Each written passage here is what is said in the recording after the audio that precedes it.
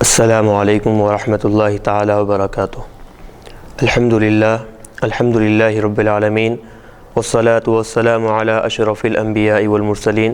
وعلی آلہ واصحابہ اجمعین، اما بعد۔ ناظرین کرام، جامعہ انواریہ کے زیر اہتمام یہ مضمون طلاق ثلاثہ پر حکومت کا موقف، مسلم پرسنل لا اور مذہبی آزادی میں مداخلت، جو کہ حضرت علامہ مولانا مفتی محمد قاسم صدیقی تسخیر صاحب نائب مفتی جامعہ نظامیہ کا لکھا ہوا ہے، ریکارڈ کیا جا رہا ہے، اور برائے ایصال ثواب سید محمد عبدالعزیز حسینی المعروف ولی چشتی علیہ رحمہ کے لیے یہ ریکارڈ کیا جا رہا ہے۔ دیکھیے، یقیناً طلاق ثلاثہ کا جو مسئلہ حکومت کی جانب سے اب اٹھا ہے، یہ ایک اہم اور بہت ہی اہتمام والا مسئلہ ہے۔ اس میں حقیقت کیا ہے، اسلام میں اس کی کہاں تک گنجائش ہے، اور پھر طلاق ثلاثہ کا اسلام سے کتنا تعلق ہے، اور پھر طلاق کے احکامات اسلام میں کیا ہے۔ الحمدللہ مفتی صاحب نے اس میں بڑے ہی آسان پیرائے میں تحریر فرمایا ہے۔ ہم یہ مضمون کو یہاں سے شروع کرتے ہیں کہ نکاح قانون فطرت ہے، انبیاء کرام علیہم السلام کی سنت ہے، تسکین نفس کا حلال و پاکیزہ طریقہ ہے، باہمی انست و الفت کے علاوہ افزائش نسل کا ذریعہ ہے۔ مفتی صاحب یہاں پر فرماتے ہیں کہ دیکھیے، نکاح ہر انسان کی ایک فطرت ہے، اور ساتھ ہی ساتھ یہ انبیاء کرام علیہم الرضوان کی سنت مبارکہ بھی رہی ہے، اور پھر ایک حلال اور پاکیزہ طریقے سے نفس کو سکون پہنچانے کا ایک آسان طریقہ ہے، اور ساتھ ہی ساتھ اس میں ایک نسل بنانے کا ذریعہ بھی حلال طریقے سے مل جاتا ہے۔ اور پھر آگے تحریر فرماتے ہیں، تمدنی معاشرت کی بنیاد ہے اور بلا شبہ انتظام خانہ داری کا رکن رکین ہے۔ بتا رہے ہیں کہ معاشرے میں اصلاح اور اکتائی پائے جانے کے لیے، اور پھر امور خانہ داری کا ایک انتظام کے لیے اہم رکن نکاح کو مانا جاتا ہے۔ اب یہاں سے حدیث شریف لکھتے ہیں، نبی کریم صلی اللہ علیہ وسلم نے اپنے عمل سے اس کو رائج فرمایا اور اپنی امت کو بھی تلقین فرمائی ہے۔ نیز سابقہ انبیاء کرام علیہم الرضوان نے نکاح کا اہتمام فرمایا۔ تو بتایا جا رہا ہے کہ حضور علیہ الصلوۃ والسلام نے بھی خود اس عمل کو رائج فرمایا ہے، اور اپنی امت کو اس نکاح کی سنت پر عمل کرنے کی ترغیب فرمائی ہے۔ اور ساتھ ہی ساتھ بتایا جا رہا ہے کہ نکاح صرف امت محمدیہ میں نہیں بلکہ سابقہ انبیاء کرام علیہم الرضوان میں بھی اس کا خاص اہتمام کیا جاتا رہا ہے۔ ارشاد باری تعالیٰ ہے کہ تحقیق کہ ہم نے آپ صلی اللہ علیہ وسلم سے بیشتر رسولوں کو مبعوث فرمایا اور ان کے لیے بیویوں اور اولاد کو بنایا۔ کلام پاک میں اللہ تبارک و تعالیٰ ارشاد فرماتا ہے کہ اے محبوب صلی اللہ علیہ وسلم، آپ سے پہلے بھی ہم نے انبیاء کرام رسول اعظام کو مبعوث فرمایا ہے، اور ان کے لیے بھی بیویاں اور اولاد کو ہم نے بنایا ہے۔ اللہ سبحانہ و تعالیٰ نے میاں بیوی کی باہمی پیار و محبت اور جذبہ ہمدردی اور غمخواری کو آیت قدرت سے تعبیر فرمایا۔ ارشاد الہی ہے، اور اسی کی آیتوں میں سے ہے کہ اس نے تمہارے لیے تمہارے جانوں سے بیویوں کو بنایا تاکہ تم سکون پاؤ، اور تمہارے درمیان محبت و رحمت کو بنایا۔ یقیناً اس میں غور و فکر کرنے والی قوم کے لیے نشانیاں ہیں۔ بتایا جا رہا ہے کہ یقیناً اللہ تبارک و تعالیٰ نے بیویوں کو مرد حضرات کے سکون کے لیے، اور پھر باہمی ربط و تعلق اور باہمی محبت و رحمت کے لیے بنایا ہے، اور اس میں غور و فکر کرنے والے لوگوں کے لیے یقیناً ایک بڑی نشانی پائی جاتی ہے۔ یہ ایک حقیقت ہے کہ اگر میاں بیوی میں سے ہر ایک کو یکساں حقوق اور مساوی درجہ دیا جاتا تو اس رشتے کی پائیداری اور اس کا استحکام خلل پذیر ہو جاتا۔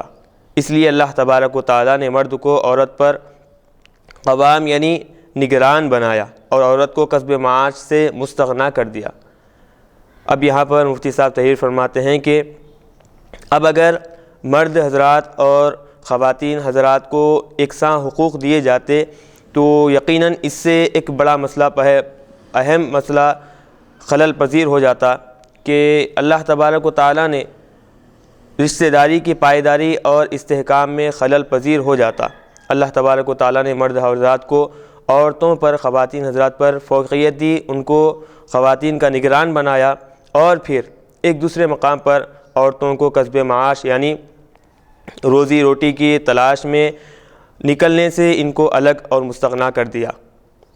حتیٰ کہ ان کو ان کے نفقے سے بے نیاز کر دیا، اور ان کی تمام تر ذمہ داری مثلا نان نفقہ، کپڑے، رہائش اور ضروریات زندگی کی تکمیل شوہروں پر لازم کر دی۔ تو اس سے بتایا جا رہا ہے کہ یہ تمام چیزیں عورتوں کے لیے جو اہم، لازم اور ضروری ہے، تو یہ تمام چیزیں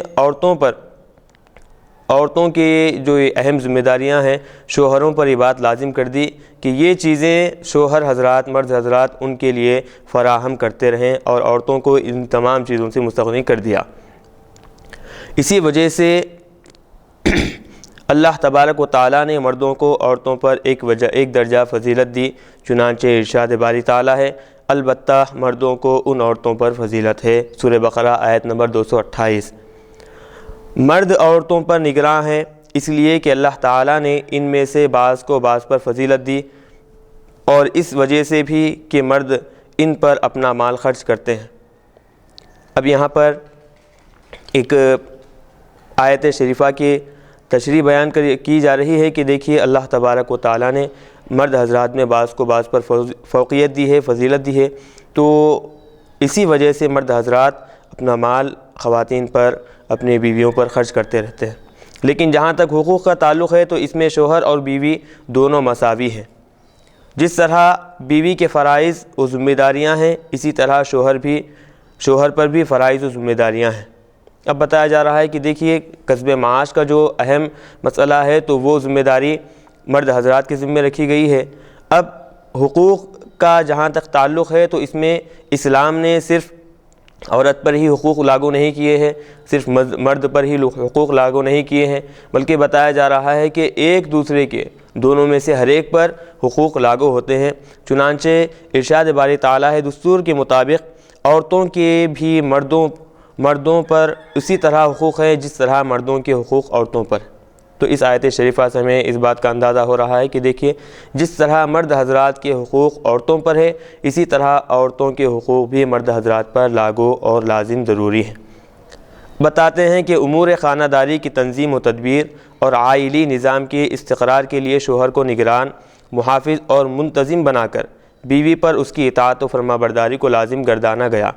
تو بتایا جا رہا ہے کہ شوہر کے ذمے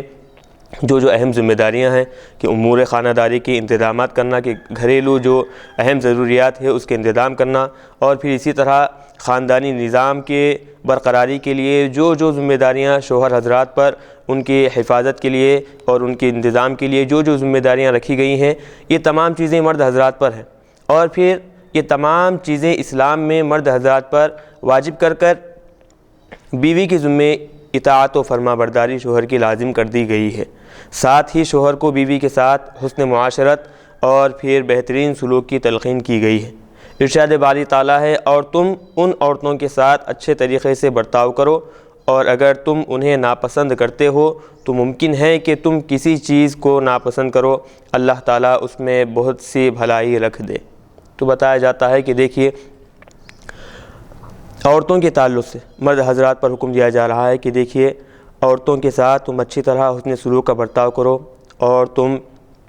ناپسند اگر عورتوں کو کرو گے تو یقیناً ایک ایسی چیز ہے کہ جسے انسان ناپسند کرتا ہے لیکن اسی میں انسان کے لیے بھلائی ہوتی ہے۔ تو اللہ تبارک و تعالیٰ اس آیت کے ذریعے مرد حضرات کو حکم دے رہا ہے کہ دیکھیے عورتوں کے ساتھ حسن معاشرت کا، حسن سلوک کا برتاؤ کرو، اگرچہ وہ تم پر گراں گزرے، کیونکہ بسا اوقات ہوتا یہ ہے کہ انسان پر ایک چیز بڑی ہی شاق گزرتی ہے لیکن اسی میں ہی انسان کا بھلا ہوتا ہے۔ نیز نبی کریم صلی اللہ علیہ وسلم شوہروں کو بیویوں کے ساتھ نیک برتاؤ کرنے کی ترغیب دیتے ہوئے فرمایا، تم میں بہترین وہ شخص ہے جو اپنے اہل و عیال یعنی بیوی بچوں کے ساتھ اچھا ہو۔ تو اس حدیث سے ہمیں پتہ چل رہا ہے کہ انسان سب سے بہترین مرد حضرات میں وہ ہے جو کہ اپنے اہل و عیال کے ساتھ اچھا برتاؤ کرتا ہو۔ خصوصیت کے ساتھ نبی کریم صلی اللہ علیہ وسلم نے حجۃ الوداع کے موقع پر شوہروں کو اپنی بیویوں سے بھلائی کا معاملہ کرنے کی تلقین فرمائی۔ تو حضور علیہ الصلوۃ والسلام کا آخر حج جو آپ نے فرمایا تھا تو اس میں ایک بہترین خطبہ جو کہ امت مسلمہ کے آنے والے تا قیام قیامت جتنی جو امت رہیں گی ان کے لیے بڑا ہی نصیحت آموز خطبہ تھا۔ تو اس خطبے میں حضور علیہ الصلوۃ والسلام نے امت محمدیہ کے لیے کئی نصیحتیں فرمائیں، من جملہ ان میں سے ایک یہ نصیحت تھی کہ ارشاد نبوی ہے تم عورتوں سے بھلائی کا معاملہ کرو۔ تو اس ارشاد مبارک سے تمام مرد حضرات کو یہ اہم نصیحت ملتی ہے کہ دیکھیے مرد حضرات پر یہ بات لاگو ہے کہ وہ عورتوں اور خواتین حضرات کے ساتھ بھلائی کا معاملہ کرتے رہیں۔ اور پھر مفتی صاحب تحریر فرماتے ہیں کہ میاں بیوی کا رشتہ در حقیقت دو تن اور ایک روح، دو قالب امر ایک دل کے مانند ہوتا ہے۔ بتایا جاتا ہے کہ دیکھیے میاں بیوی در حقیقت رہتے ہیں دو الگ الگ جسم کے ہیں، لیکن ان کا تعلق ایک روح کی طرح ہو جاتا ہے، یعنی دو الگ جسم اور ایک روح کی طرح ان کا گہرا تعلق ہو جاتا ہے۔ یہ رشتہ دو اجنبی اور پرائے افراد میں ایسی انسیت، الفت اور محبت پیدا کر دیتا ہے کہ جس کی وجہ سے دونوں کی منفعت اور نقصان ایک ہو جاتی ہے۔ تو بتایا جا رہا ہے کہ نکاح ایک ایسی شے ہے کہ جس کے ذریعے سے دو اجنبی افراد، دو پرائے افراد میں محبت پیدا ہو جاتی ہے اور پھر دونوں کے درمیان الفت اور انسیت کی وجہ بن جاتی ہے، اور پھر اس ایک امر کے ذریعے، یہ ایک چیز کے ذریعے سے دونوں کی منفعت اور دونوں کا نقصان ایک ہو جاتا ہے، دونوں کے مقاصد مشترک ہو جاتے ہیں، دونوں کی منزل ایک ہی ہو جاتی ہے۔ اس باقاعدہ رشتے کی بنیاد مخصوص قاعدوں پر منحصر نہیں اور نہ ہی اس کے مقررہ حدود و قیود ہیں۔ یعنی بتایا جا رہا ہے کہ دیکھیے دونوں کے جب مقاصد دونوں ہوتے ہیں لیکن مقاصد دونوں کے ایک ہوتے ہیں اور منزلیں دونوں کی ایک ہوتی ہیں، اس باقاعدہ رشتے کو مقرر کرنے کے لیے صرف دو تین قاعدوں پر اللہ تبارک و تعالیٰ نے منحصر نہیں فرمایا، بلکہ اس کو اور نہ ہی اس کے کئی مقرر حدود کہ یہ حدیں مقرر کری گئی ہوں، اور پھر مقرر قیود یہ کہ قید لگا کر اس کے آگے یہاں سے احکام نہیں ہو سکتے، اس طرح اللہ تبارک و تعالیٰ نے منحصر نہیں فرمایا، بلکہ حسب ارشاد الہی وجعل بینکم مودۃ ورحمہ، اس رشتے کا دار و مدار پیار و محبت، ایثار و قربانی، احساس ذمہ داری، صبر و تحمل، وارفتگی، جانثاری اور ایک دوسرے کے احترام پر ہے۔ تو بتایا جا رہا ہے کہ یہ جو نکاح دونوں کے درمیان طے ہوتا ہے تو ان کا دار و مدار پیار و محبت اور ایک دوسرے پر شفقت اور پھر صبر و تحمل اور ایک دوسرے پر جانثاری کا اور ایک دوسرے کا احترام کرنے کا ایک اہم ذریعہ ہو جاتا ہے۔ بنا برئی یعنی اسی بنا پر اسلام نے ازدواجی اور عائلی نظام کو نہایت قوت و استحکام عطا کیا ہے، یعنی اسی وجہ سے اسلام نے باہمی میاں بیوی کے درمیان اور خاندانی نظام کے درمیان دونوں کے لیے ایک نہایت ہی اہم امر عطا کیا ہے، اہم امر گردانا ہے۔ چونکہ اسلامی تعلیمات میں مرد و زن کی فطری تقاضوں اور ضروریات کے ساتھ ان کی فطری مسائل و مشکلات کو ملحوظ رکھا گیا ہے۔ بتاتے ہیں کہ اب دیکھیے اسلام میں مرد حضرات ہو کہ خواتین حضرات، ہر ایک کی فطری تقاضوں کو اور ان کی ضروریات کو ملحوظ رکھا گیا ہے، اور ان کے فطری جو مسائل ہیں، جو مشکلات ہیں، ان کو بھی ملحوظ رکھا گیا ہے، ان کا بھی لحاظ رکھا گیا ہے۔ اسی کے مطابق نہایت عدل و انصاف اور توازن پر مبنی احکام و تعلیمات کو مقرر کیا گیا، یعنی ایسا نہیں کہ انسانی فطرت کے مطابق انسان پر زبردستی کرتے ہوئے اس پر ایک الگ طریقے کے احکام زبردستی لاگو کیے گئے ہوں، ایسا نہیں ہے، بلکہ احکام خداوندی میں بھی انسان کی فطرت اور پھر انسان کے مسائل و مشکلات کا نہایت ہی عدل و انصاف کے ساتھ احکام اس پر لاگو کیے گئے ہیں۔ چنانچہ میاں بیوی کے درمیان اختلافات، نزاعات یعنی جھگڑے کا پیدا ہونا فطری امر ہے۔ اگر بیوی مسائل پیدا کرے تو شوہر کو حکم ہے کہ وہ فی الفور فیصلہ کرنے کے بجائے صبر و تحمل اور عقل و دانائی سے کام لے اور بیوی کو وعظ و نصیحت کرے، اور اگر وعظ و نصیحت کا کارگزر نہ ہو تو اس کے بستر کو الگ کر دے تاکہ اس کو اپنی غلطی کا احساس ہو جائے۔ یہ صورت بھی کارگر نہ ہو اور بیوی حد سے زیادہ تیز ہو یا شوہر پر ہاتھ اٹھاتی ہو تو اس کو ہلکی سی تنبیہ اور سرزنش کرنے کی اجازت ہے۔ تو اب یہاں پر بتایا جا رہا ہے کہ دیکھیے ایک دوسرے میں جھگڑے ہونا، تنازع ہونا، یہ ایک انسانی فطری بات ہے کہ اگر یہ مسائل بیوی کی جانب سے پیدا ہوتے ہیں تو شوہر پر یہ باتیں، یہ احکام لاگو ہوتے ہیں، انہیں حکم دیا جاتا ہے کہ دیکھیے فی الفور فیصلہ نہ کریں بلکہ صبر و تحمل سے کام لیں، اور پھر غور و فکر کرتے ہوئے بیوی کو پہلے تو واعظ و نصیحت کریں کہ کام میں کون سے کام میں بھلائی ہے، پھر کون سے کام میں نقصان ہے، اور پھر اگر یہ بھی کام کارآمد نہ ہو، یعنی اگر واعظ و نصیحت سے بھی کام نہ بنتا ہو تو ایک اور سختی کا معاملہ یہ ہو کہ بستر بیوی کا الگ کر دے، اور اگر یہ بھی کارآمد نہ ہو تو زیادہ سے زیادہ اور بیوی حد سے زیادہ تیز ہو، شوہر پر ہاتھ اٹھاتی ہو یا پھر زبردستی کرتی ہو، تو ہلکی سی تنبیہ اور سرزنش کرنے کی اسلام اجازت دیتا ہے۔ یہ سارے اصول و طریقے قوانین کے فطری کیفیات کو مد نظر رکھتے ہوئے مقرر کیے گئے، تو بتایا جاتا ہے کہ یہ اصول اسلام نے جو مقرر کیے ہیں، خواتین کے فطری جو کیفیات ہیں ان کو مد نظر رکھتے ہوئے اسلام نے مقرر کیے ہیں۔ مقصود یہی ہے کہ ہر ممکنہ طریقے سے رشتہ ازدواج کو باقی رکھنے کی کوشش کی جائے۔ اب دیکھیے ان تمام اصول اور ضوابط سے اسلام کا مقصد یہ ہے کہ دونوں کے درمیان رشتہ ازدواج یعنی نکاح باہمی طور پر آسانی سے باقی رہنے کی کوشش کر سکیں۔ اگر میاں بیوی آپس میں اپنے مسائل کو حل کرنے پر قادر نہ ہوں تو ایسی صورت میں ثالث یعنی تھرڈ پارٹی سے تعاون کی خواہش کی جائے۔ اب بتایا جا رہا ہے کہ اگر دونوں آپس میں صلح نہ کر سک رہے ہوں، آپس میں باتیں دونوں ایک دوسرے سے نہ بن پا رہی ہوں، تو ایسی صورت میں دونوں کے درمیان کسی ایک تیسرے آدمی سے تعاون کی خواہش کی جائے، اور جو زوجین کے خاندان میں سمجھدار اور سنجیدہ ہوں، حالات کو سمجھ کر فیصلہ کرنے کی صلاحیت رکھنے والے ہوں، ان سے رجوع کیا جائے۔ بہر صورت نوبت طلاق و تفریق تک نہ پہنچنا چاہیے، اور اگر میاں بیوی میں اصلاح کرنے کے مسائل کو حل کر کے خوش اسلوبی سے زندگی کے گزارنے کا جذبہ ہو تو حسب ارشاد اللہ تبارک و تعالیٰ کی مدد و توفیق شامل ہو جاتی ہے۔ اب بتایا جا رہا ہے کہ دیکھیے اب اگر دونوں کے درمیان صلح نہ ہو پا رہی ہو تو کوئی خاندان میں سے، زوجین میں سے یعنی میاں بیوی کے خاندان میں سے کوئی سمجھدار اور سنجیدہ افراد جمع ہو اور ان کے درمیان مصالحت یعنی صلح کرنے کی کوشش کرتے رہیں۔ یہ تھا مسئلہ کہ جب اگر بیوی کی جانب سے شوہر پر زیادتی اور پھر ظلم ہو رہا ہو تو، اور اگر زیادتی شوہر کی جانب سے ہو تو بیوی وعظ و نصیحت سے کام لے۔ جس طرح دیکھیے بیوی اگر شوہر پر زیادتی کر رہی تھی تو شوہر کو حکم دیا جا رہا تھا کہ دیکھیے بیوی کو وعظ و نصیحت سے کام لے، واضح نصیحت کرتے رہیں۔ اسی طرح یہاں پر شوہر اگر زیادتی کر رہا ہے تو بیوی پر یہ بات لازم کر دی گئی ہے کہ وہ بھی شوہر کو سمجھاتے رہیں، واضح و نصیحت سے کام لے، اصلاح کی تدبیر کرے، خاندان کی اکابر یعنی خاندان کے بڑے قابل سمجھدار افراد کے ذریعے دونوں کے درمیان مصالحت کی کوشش کرے، اور اگر وہ ظلم سے باز نہ آئے یعنی پھر بھی شوہر بیوی پر ظلم کرتا رہے اور حقوق ادا نہ کرتا ہو تو بیوی ظلم و زیادتی کو روکنے اور حقوق طلبی کے لیے طاقت و قوت کے استعمال کے علاوہ قانونی مدد حاصل کر سکتی ہے۔ تو بتایا جا رہا ہے کہ دیکھیے واضح نصیحتوں کے باوجود بھی شوہر پھر بھی بیوی پر ظلم و زیادتی کر رہا ہو تو اور بیوی کے حقوق ادا نہ کر رہا ہو تو ایسی صورت میں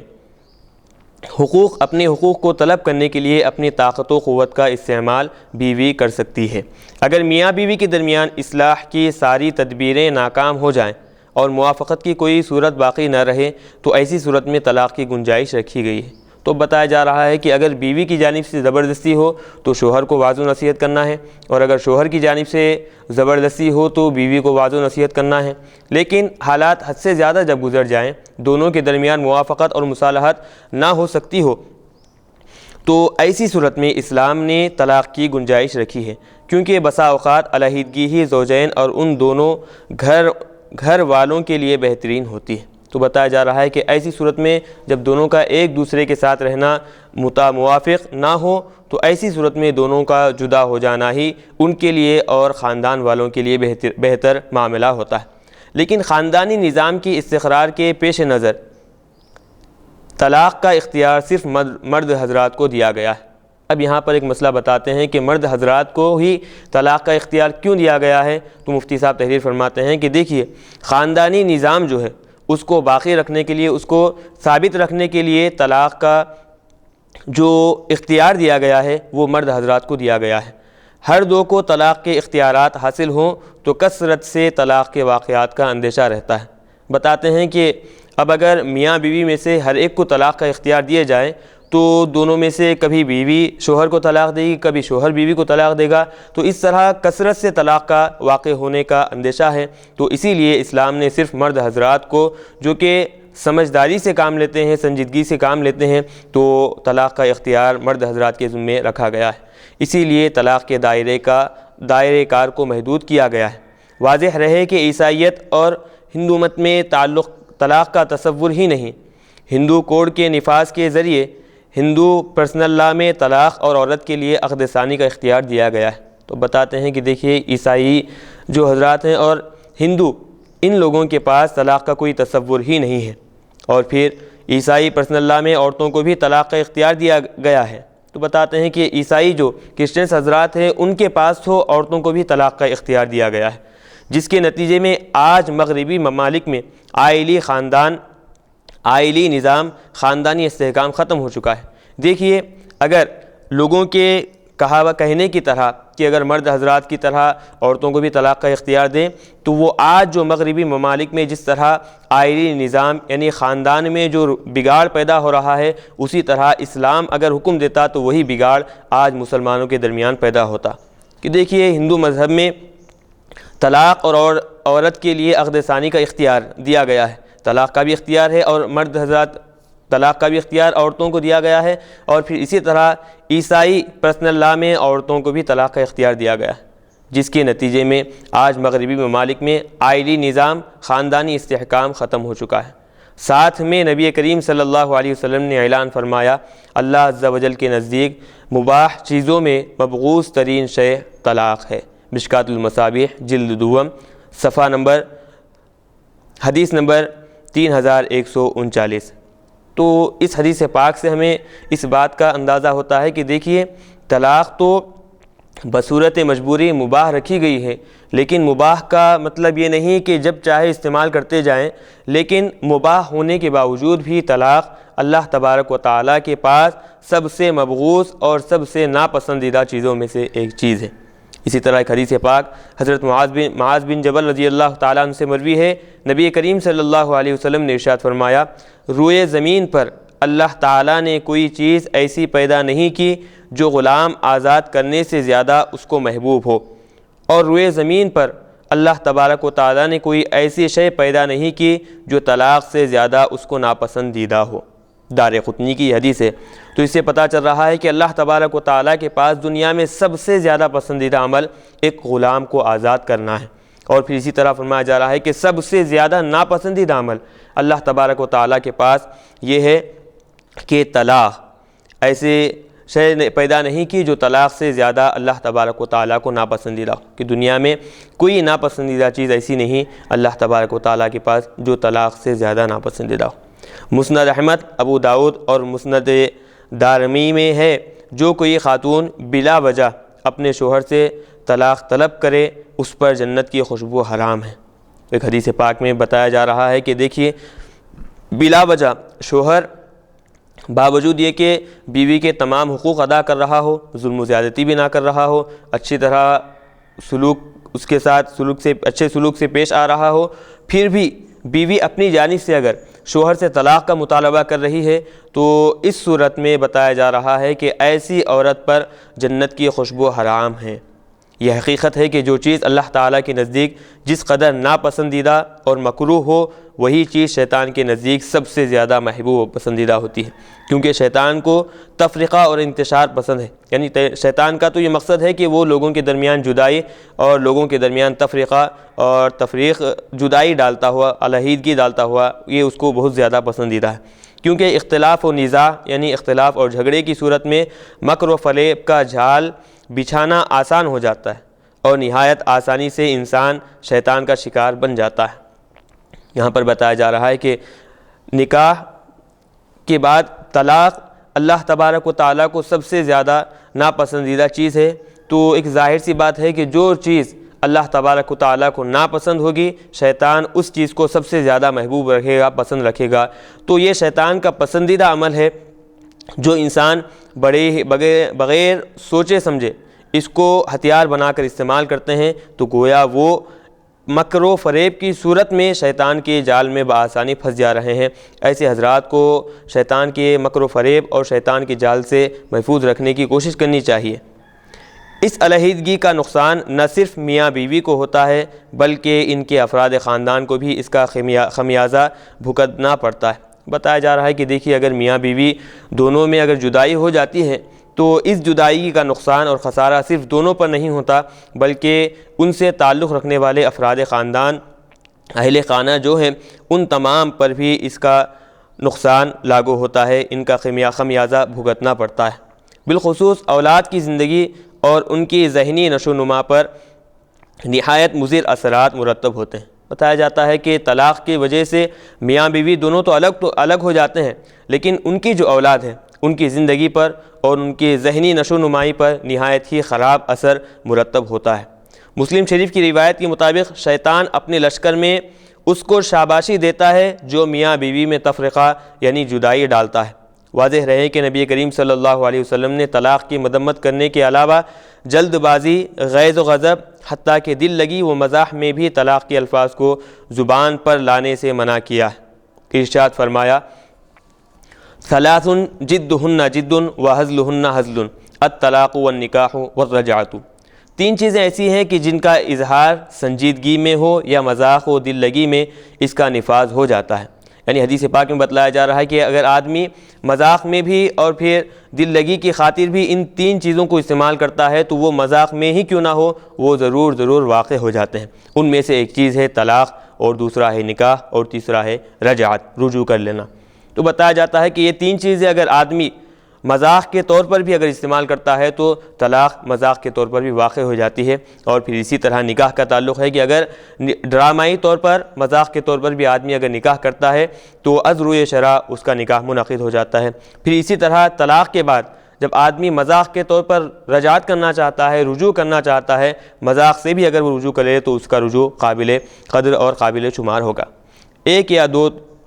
رجعت سے مراد ایک یا دو طلاق کے بغیر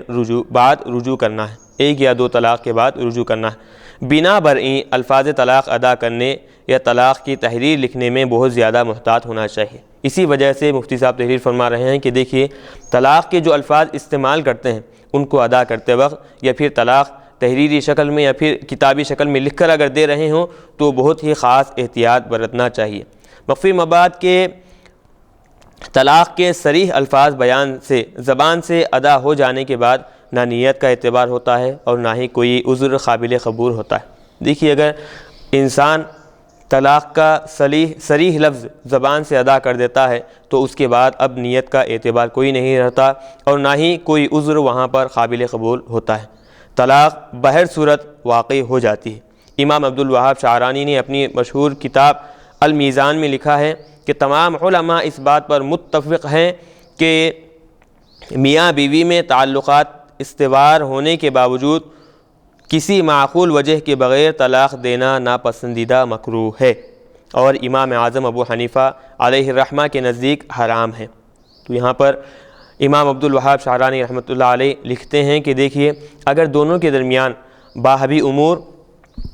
اور باہمی موافقت ہو رہی ہو اور کسی طریقے سے دونوں کے درمیان ناموافقت یا پھر علیحدگی کی کوئی گنجائش نہ ہو تو ایسی صورت میں پھر بھی بغیر کسی عذر کے طلاق دیا جا رہا ہے تو ایسا فعل بڑا ہی ناپسندیدہ اور مکروہ امر ہے۔ اور پھر ہمارے امام اعظم ابو حنیفہ علیہ الرحمہ کے نزدیک تو ایسے فعل کو حرام قرار دیا گیا ہے۔ بتایا جاتا ہے ہدایہ جلد دوم میں صفحہ 335 میں ہے کہ طلاق میں ممانعت اصل ہے کیونکہ اس کے ذریعے رشتہ نکاح کو توڑا جاتا ہے جس سے دینی اور دنیاوی حکمت و مصلحتیں وابستہ ہیں، اس لیے طلاق کی اجازت صرف ضرورت کی وجہ سے ہے۔ شریعت مطہرہ میں طلاق کو ایک ناگزیر برائی کے طور پر گوارا کیا گیا ہے، یعنی شریعت میں طلاق کا حکم تو دیا گیا ہے لیکن بڑے ہی ناپسندیدہ احکام کی طرح اس کو گردانا گیا ہے، اور اس میں کوئی شک نہیں کہ بسا اوقات حالات اس قدر کشیدہ ہو جاتے ہیں، یعنی دونوں کے درمیان اس قدر انبن ہو جاتی ہے کہ میاں بیوی کے درمیان موافقت کی امید بالکلیہ معدوم ہو جاتی ہے، یعنی دونوں کے درمیان ایک ساتھ رہنے کی اب کوئی امیدیں باقی نہیں رہتی، کل عدم ہو جاتی ہیں۔ اور ان دونوں کا ایک چھت کے نیچے زندگی گزارنا محال ہو جاتا ہے، ایسی ناگزیر صورت میں اسلام طلاق کی اجازت دیتا ہے۔ دیکھیے جو اوپر مسائل بتائے گئے ہیں، جو اہم صورتیں بتائی گئی ہیں، عذر بتائے گئے ہیں، یا پھر ان کے علاوہ جو ایسے عذر جو کہ دونوں کے درمیان ایک چھت کے نیچے زندگی گزارنا مشکل ہو اور محال ہو، تو ایسی صورت میں اسلام نے طلاق کی اجازت دے رکھی ہے۔ واضح رہے کہ طلاق کی بنیادی طور پر 3 قسمیں ہیں: طلاق رجعی، طلاق بائنہ خفیفہ، طلاق بائن مغلظہ۔ اب یہاں سے مفتی صاحب طلاق کی اقسام تحریر فرما رہے ہیں۔ ابتدائی بتاتے ہیں کہ طلاق کی بنیادی طور پر 3 قسمیں ہیں۔ پہلی صورت میں پہلی قسم ہے اس کی طلاق رجعی، دوسری پھر طلاق بائن خفیفہ، اور تیسری صورت بتاتے ہیں طلاق بائن مغلظہ۔ اب ہر ایک کی تعریف اور مختصر سی تشریح بیان کرتے ہوئے مفتی صاحب تحریر کرتے ہیں کہ دیکھیے، طلاق رجعی کسی قید وصف کے بغیر مطلق 1 یا 2 طلاق کو کہتے ہیں، یعنی بغیر کسی قید کے، بغیر کسی وصف کے 1 طلاق یا پھر 2 طلاق اگر انسان زبان سے ادا کرتا ہے تو اس کو طلاق رجعی کہتے ہیں۔ اس میں اندرون عدت شوہر کو رجوع کا اختیار رہتا ہے، یعنی طلاق رجعی میں اندرون عدت یعنی عدت کے دوران شوہر کو اپنی بیوی سے رجوع کرنے کا اختیار رہتا ہے۔ اب دیکھیے بتاتے ہیں کہ عدت غیر حاملہ کے لیے 3 حیض اور حاملہ کے لیے وضع حمل یعنی زچگی قرار پاتی ہے۔ تو بتا رہے ہیں کہ اب عدت کا آخر وقت کیا ہے، تو مفتی صاحب تحریر فرماتے ہیں کہ 3 حیض خواتین کے لیے 3 حیض، اور اگر حاملہ عورت ہے تو ان کے لیے وضع حمل تک یہ ان کی عدت شمار کی جائے گی۔ اب بتا رہے ہیں کہ اگر شوہر بیوی کو 1 یا 2 طلاق دینے کے بعد اندرون عدت رجوع کر لیتا ہے، یعنی اس طرح کہے کہ میں نے رجوع کر لیا، تو دونوں میں رشتہ نکاح علی حال ہی برقرار رہتا ہے۔ بتاتے ہیں کہ اگر انسان مرد اپنی بیوی کو 1 یا 2 طلاق دینے کے بعد اندرون عدت اس طرح کے الفاظ استعمال کرتا ہے کہ میں نے رجوع کر لیا، تو اس الفاظ کے استعمال کرنے سے دونوں میں رشتہ ازدواج، رشتہ نکاح علی حال ہی یعنی جس طرح پہلے باقی تھا اسی طرح برقرار رہتا ہے۔ رجوع پر 2 گواہ رکھنا مستحب ہے، یعنی دیکھیے جب آدمی بیوی کو رجوع کر رہا ہے تو مستحب یہ ہے کہ 2 گواہوں کو رکھے۔ شوہر نے 1 طلاق دی تھی تو بعد رجوع ان کو 2 طلاق کا حق رہے گا، اور اگر 2 طلاق دی تھی تو آئندہ صرف 1 طلاق کا حق رہے گا۔ تو اب یہاں پر بتا رہے ہیں کہ مرد حضرات جب بیوی کو 1 طلاق دیتے ہیں یا پھر 2 طلاق دیتے ہیں تو اب رجوع کے بعد شوہر کو کتنی طلاقوں کا حق رہے گا۔ مفتی صاحب تحریر فرماتے ہیں کہ دیکھیے اگر رجعت سے پہلے، رجوع کرنے سے پہلے اگر 1 طلاق دی تھی تو رجوع کے بعد شوہر کو اپنی بیوی کے لیے 2 طلاق کا اختیار رہے گا، اور اگر رجعت سے پہلے 2 طلاقیں دی تھیں تو رجعت کے بعد 1 طلاق کا حق رہے گا۔ اگر شوہر بیوی کو اس کی عدت کے دوران رجوع نہ کرے تو عدت ختم ہوتے ہی دونوں میں تفریق و علیحدگی ہو جائے گی۔ یہ دیکھیے اگر عدت ختم ہونے کے بعد بھی اگر ختم ہونے تک شوہر بیوی کو رجوع نہ کرے تو ایسی صورت میں دونوں کے درمیان علیحدگی اور جدائی واقع ہو جائے گی، رشتہ باقی نہیں رہے گا۔ بنا برئیں اگر مطلقہ کسی دوسرے شخص سے عقد کرنا چاہے تو وہ کر سکتی ہے، اور اگر وہی دونوں بعد ختم عدت آپس میں دوبارہ ازدواجی زندگی گزارنا چاہیں تو دونوں کے ہر نئی مہر کے ساتھ تجدید نکاح کرنا لازم ہوگا۔ تو اب دیکھیے بتا رہے ہیں کہ اگر جب دونوں کے درمیان تفریق اور جدائی واقع ہو گئی ہے تو اب دونوں کے درمیان چونکہ نکاح باقی نہیں رہا، تو اب اگر بیوی کسی دوسرے شخص سے نکاح کرنا چاہے تو اسلام میں اس کی بھی اجازت ہے، یا نہیں اگر دونوں میں بعد میں بات سمجھ میں آئی، مسئلہ حل ہو گیا، پھر وہ آپس میں بعد ختم عدت پھر دوبارہ نکاح کرنا چاہتے ہیں تو اسلام میں اس کی بھی گنجائش ہے، اجازت ہے۔ تو بتایا جاتا ہے کہ دونوں کے لیے ہر نئے مہر کے ساتھ تجدید نکاح کرنا لازم ہوگا، یعنی نئے مہر کے ساتھ نیا نکاح کر سکتے ہیں۔ یہ تھی طلاق رجعی کے احکامات۔ اب پھر بتا رہے ہیں کہ طلاق بائن خفیفہ وہ 1 یا 2 طلاق کو کہتے ہیں جس میں رشتہ ختم ہو جاتا ہے، یعنی دیکھیے طلاق رجعی میں بتایا کہ 1 یا 2 طلاق دینے سے رشتہ ختم نہیں ہوتا بلکہ عدت تک اس میں رجوع کا حق رہتا ہے۔ تو اب یہاں پر بتا رہے ہیں کہ طلاق بائن خفیفہ میں رجوع کا اختیار نہیں رہتا، بلکہ جیسے ہی طلاق بائن 1 یا 2 ادا کر دیں تو فوراً وہاں پر رشتہ نکاح ختم ہو جاتا ہے۔ شوہر کو رجوع کا حق نہیں رہتا۔ اگر وہ دونوں دوبارہ ازدواجی زندگی گزارنا چاہیں تو اندرون عدت یا بعد ختم عدت بقرار مہر جدید دوبارہ عقد کر سکتے ہیں۔ تو بتا رہے ہیں کہ اب اگر ختم عدت سے پہلے، عدت کے دوران ہو کہ یا پھر عدت کے بعد، اگر وہ پھر دوبارہ نکاح کرنا چاہیں تو ایسی صورت میں نیا مہر مقرر کر اور پھر دوبارہ نکاح وہ لوگ کر سکتے ہیں۔ اب پھر تیسری قسم بتا رہے ہیں کہ طلاق بائن مغلظہ، 3 طلاق کو کہتے ہیں۔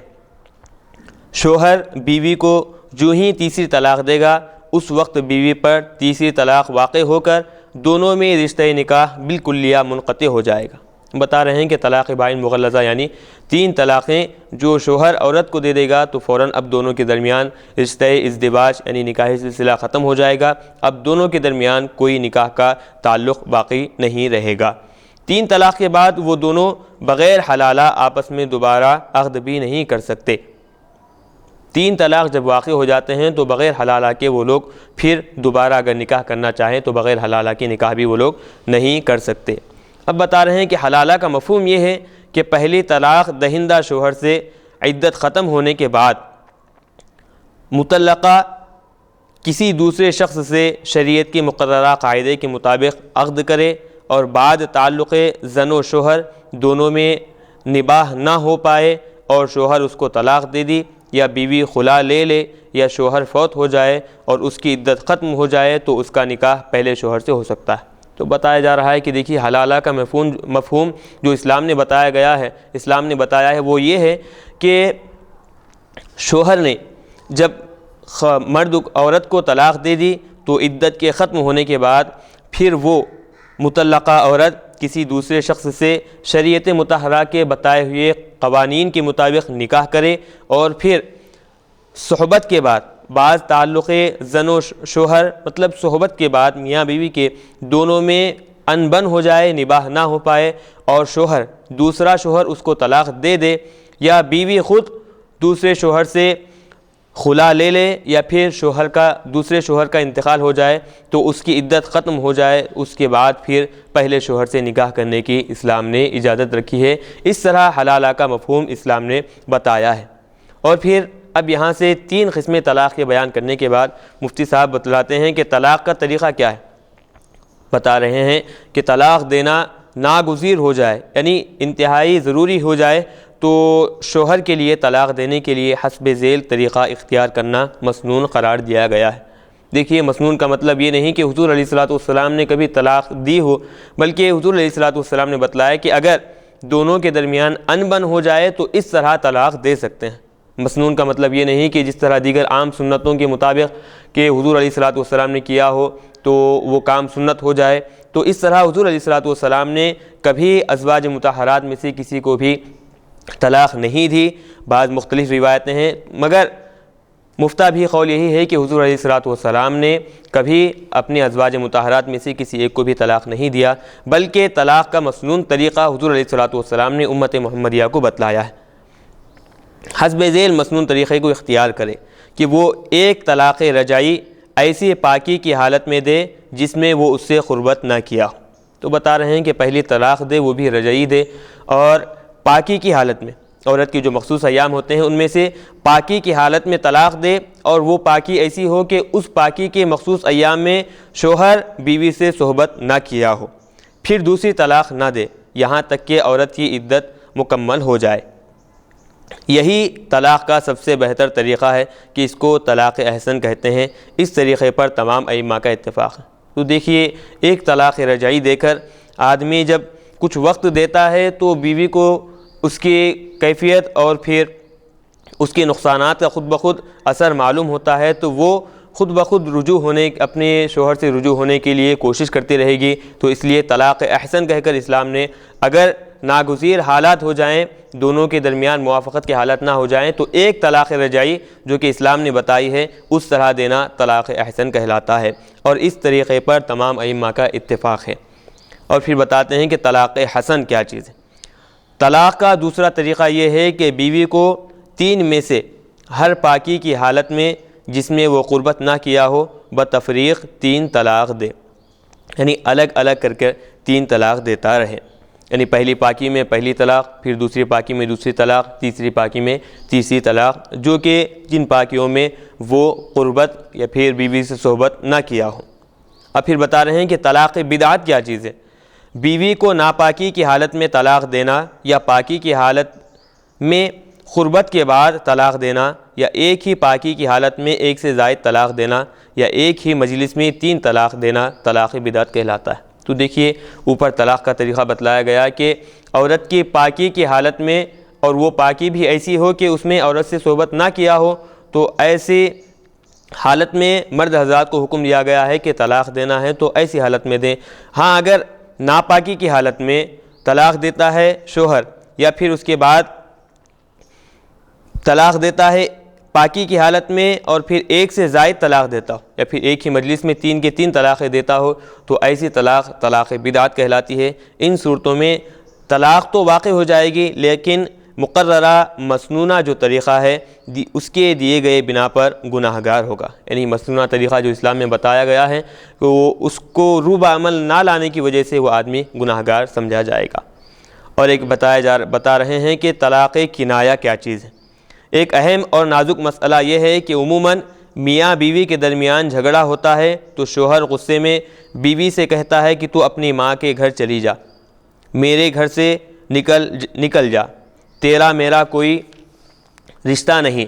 تو آزاد ہے اور تو اپنی پسند کا شوہر دیکھ لے، تجھے اختیار ہے، تو میرے لیے حرام ہے، تیرا میرا کوئی تعلق نہیں، دفع ہو جا، منہ کالا کر، مجھ سے پردہ کر، جہاں جانا ہے چلی جا، مجھ کو تیری ضرورت نہیں، عدت میں بیٹھ جا۔ اس قسم کے اکثر و بیشتر الفاظ کنایہ کے ہیں، اور الفاظ کنایہ ادا کرتے وقت شوہر کی نیت طلاق دینے کی ہو یا مذاکرہ طلاق ہو، یعنی چھوڑانے طلاق دینے طلب کرنے کے وقت شوہر الفاظ کنایہ اپنی زبان سے ادا کرتا ہو تو اس وقت بیوی پر طلاق بائن واقع ہو کر شوہر سے رشتہ نکاح ختم ہو جاتا ہے۔ دیکھیے اس طرح کے الفاظ اگر آدمی غصے کی حالت میں یا پھر مذاکرہ طلاق کے وقت، یعنی طلاق کا ذکر ہو رہا ہو، تو ایسی صورت میں، ایسے وقت میں، ایسی مجلس میں اس طرح کے الفاظ استعمال کرتا ہے، یا پھر اس طرح کے الفاظ استعمال کرنے کے بعد شوہر کی نیت کو دیکھا جائے گا کہ اگر ان الفاظ سے شوہر کی نیت طلاق تھی تو طلاق بائن واقع ہو جائے گی اور دونوں کے درمیان نکاح ختم ہو جائے گا، اس میں رجوع کرنے کی گنجائش نہیں رہتی ہے۔ جیسا کہ پہلے ہی بتایا گیا ہے کہ طلاق بائن خفیفہ میں شوہر کو رجوع کرنے کی گنجائش یا پھر اجازت نہیں رہتی، تو اسی طرح اگر طلاق کنایہ کے بعد جو طلاق بائن بیوی پر لاگو ہو جاتی ہے تو اس کے بعد شوہر کو رجوع کا اختیار اور اس کی گنجائش نہیں رہتی۔ اس لیے شوہر کو طلاق کے الفاظ بطور خاص الفاظ کنایہ جس میں بیوی کو چھوڑنے کے معنی نکلتے ہوں قطعاً زبان پر نہیں لانا چاہیے۔ بتایا جا رہا ہے کہ جو الفاظ ابھی اوپر بتائے گئے ہیں یا پھر اس طرح کی جو الفاظ جو کہ الفاظ کنایہ میں شمار کیے جاتے ہیں جس میں بیوی کو چھوڑنے کے معنی نکلتے ہوں، تو اس طرح کے الفاظ شوہر قطعاً زبان پر نہ لائے۔ طلاق کے احکام سے متعلق مسلم معاشرے میں جو الجھنیں اور شکوک و شبہات پائے جاتے ہیں اور جن مسائل کو لے کر عامۃ المسلمین دارالافتاء جامع نظامیہ رجوع ہوتے ہیں، ان میں سے چند کا سریع طور پر ذکر کیا جاتا ہے۔ دیکھیے مسلم معاشرے کے درمیان جو شکوک، شک اور شبہات جو پائے جاتے ہیں طلاق کے متعلق اور جن مسائل کو لے کر اکثر و بیشتر حضرات دارالافتاء ازہر ہند جنہیں کہا جاتا ہے جامع نظامیہ سے رجوع ہوتے ہیں، ان میں سے بعض اور پھر چند کا سرسری طور پر یہاں پر ذکر کیا جا رہا ہے کہ کون سے اکثر مسائل نظامیہ میں دارالافتاء میں لوگ رجوع کرتے ہیں۔ عموماً ہوتا یہ ہے کہ دفتر قضاءت سے جب طلاق نامہ لڑکی کے گھر بھیجا جاتا ہے تو لڑکی اس کو قبول نہیں کرتی، واپس کر دیتی ہے۔ کیا بیوی کے طلاق نامے کو قبول نہ کرنے کی بنا طلاق واقع ہوگی یا نہیں؟ بعض اوقات شوہر کے طلاق دینے کے بعد بیوی کہتی ہے کہ مجھے طلاق قبول نہیں، ایسی صورت میں طلاق واقع ہوگی یا نہیں؟ تو دیکھیے یہ عامۃ المسلمین میں جو لوگوں کے درمیان جس طرح کے خیالات پائے جاتے ہیں اس کو یہاں پر مفتی صاحب تحریر فرما رہے ہیں کہ دیکھیے طلاق شوہر جب ادا کر دے، طلاق دے تو اب کیا بیوی کو طلاق قبول کرنے کا اختیار ہے یا نہیں؟ اس تعلق سے اب مفتی صاحب یہاں پر تحریر فرما رہے ہیں کہ کبھی شوہر بیوی کو طلاق دیتا ہے جبکہ اس وقت کوئی گواہ موجود نہیں ہوتا، تو کیا گواہان کی موجودگی کے بغیر دی گئی طلاق واقع ہوگی؟ یعنی ایک سوال یہ بھی پیدا ہوتا ہے کہ گواہوں کی غیر موجودگی میں آپ اگر طلاق دیں تو کیا وہ طلاق واقع ہو جائے گی؟ یہ سوال بھی لوگوں کے درمیان گردش کرتا ہوا پھرتا ہوا نظر آتا ہے۔ کبھی یہ عذر پیش کیا جاتا ہے کہ بیوی ناپاکی کی حالت میں تھی یا وہ حاملہ تھی۔ بعض کہتے ہیں کہ میں صرف ڈرانے کے لیے طلاق کہتا تھا، طلاق دینا مقصود نہ تھا۔ کوئی کہتا ہے کہ میں نے پہلی مرتبہ طلاق کہا تھا اور دوسری اور تیسری مرتبہ طلاق یعنی تا لام الف اور خا کے یا پھر طلاق یا پھر طلاق غین کے ساتھ کہا تھا۔ تو کیا اس طرح لفظ طلاق میں حروف کی تبدیلی سے وقوع طلاق کا کیا حکم ہے؟ تو بتایا جا رہا ہے کہ طلاق کا جو لفظ اسلام نے رکھا ہے اس کے علاوہ حروف کی تبدیلی کر کر کاف کے ذریعے یا پھر غین کے ذریعے یا پھر خا کے ذریعے یا پھر پہلے تا کو تا سے بدل کر یا پھر تا کو تا سے بدل کر اگر کوئی آدمی طلاق دیتا ہے تو طلاق کا لفظ تو استعمال نہیں کیا بلکہ حروف کی تبدیلی کے ساتھ وہی وزن پر لفظ استعمال کیا، تو اس کا کیا حکم ہے؟ کوئی کہتا ہے کہ میں بہت غصے میں تھا یا نشے کی حالت میں تھا تو ایسی صورت میں طلاق دیا۔ نیز ٹیلی فون، ایس ایم ایس اور ای میل کے ذریعے دی گئی طلاق کا کیا حکم ہے؟ اس طرح کے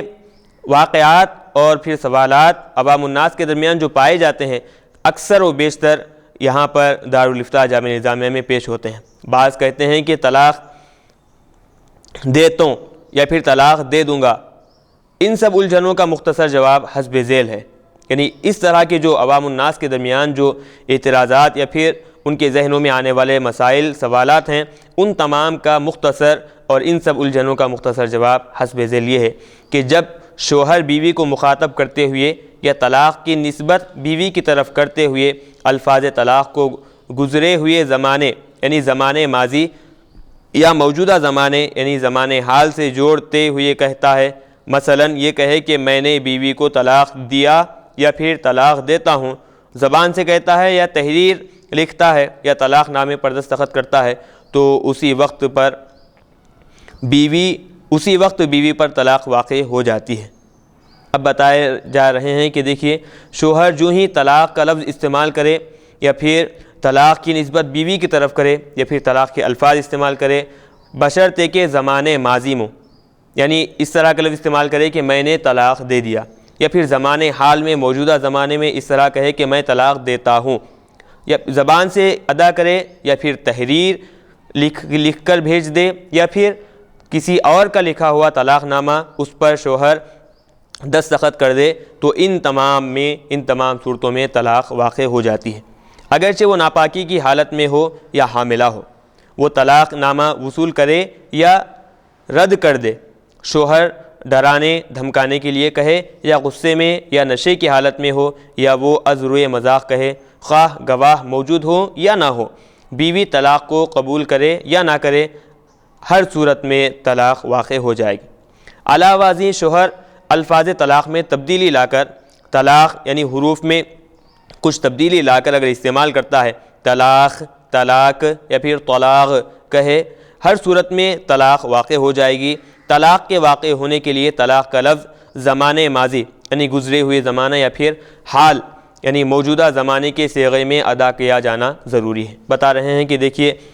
طلاق ادا ہونے کے لیے یا تو زمانے ماضی میں طلاق دینی چاہیے یا پھر زمانے حال میں موجودہ زمانے میں طلاق دینے یا پھر ان کے صیغے استعمال کرنا لازم اور ضروری ہے۔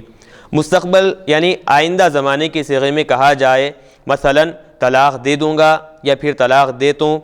کہے تو طلاق واقع نہ ہوگی۔ اسی طرح ٹیلی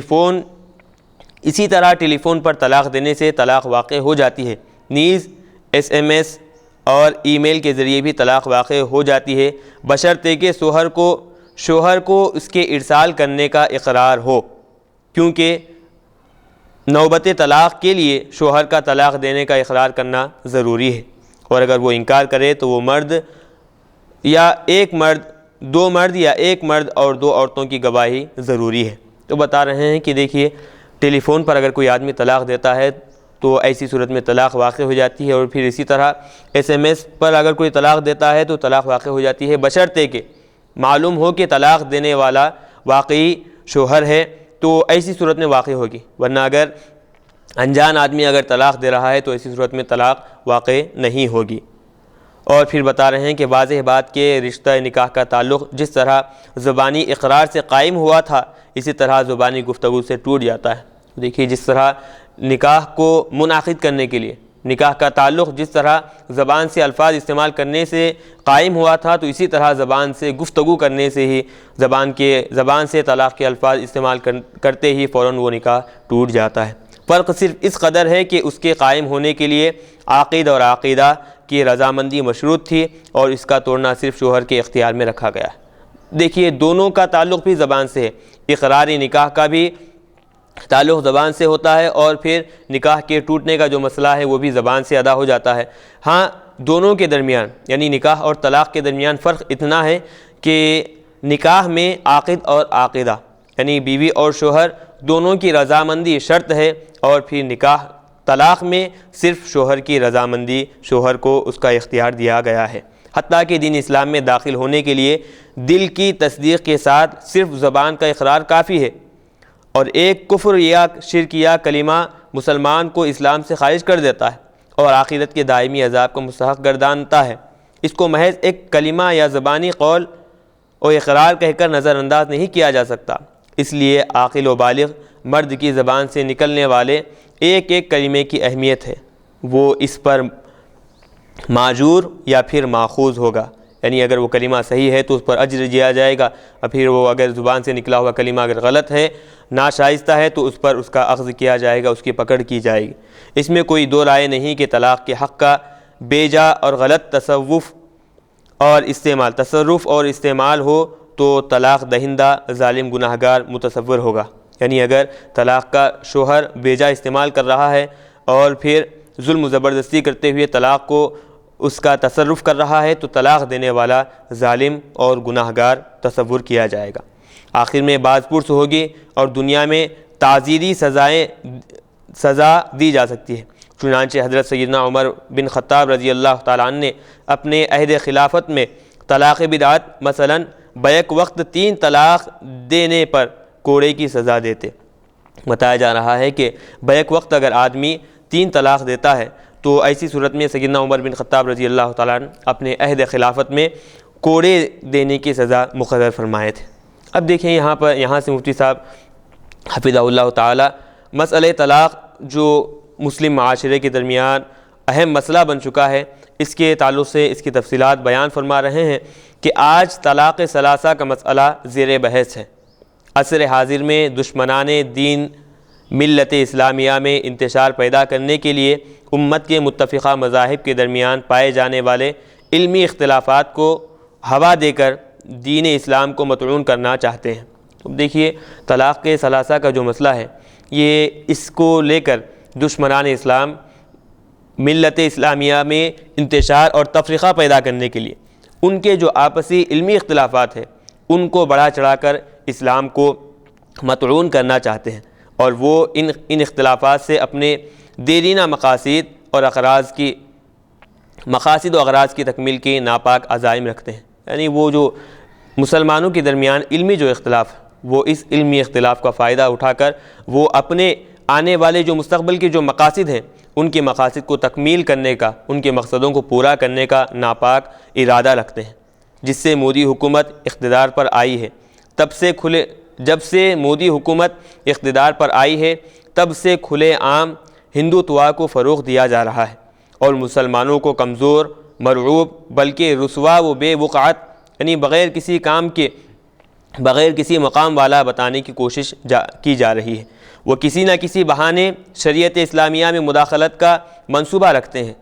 ان کو سمجھنا چاہیے کہ دنیا میں 4 بڑے معروف مذاہب ہیں، ایک ہے ہندو دھرم، دوسرا ہے یہودیت، تیسرا ہے مسیحیت اور چوتھے نمبر پر آتا ہے اسلام۔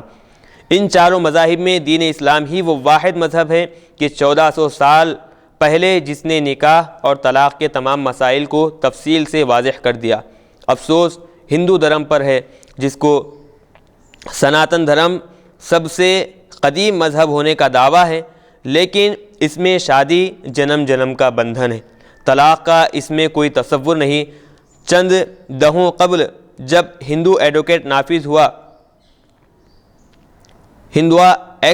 ہوا تو اس میں طلاق کو بھی شامل کیا گیا، اور ہندو بیویوں نے اور مطلقہ خواتین کو عقد ثانی کی اجازت دی گئی۔ تو بتایا جا رہا ہے کہ دیکھیے ہندو دھرم میں نہ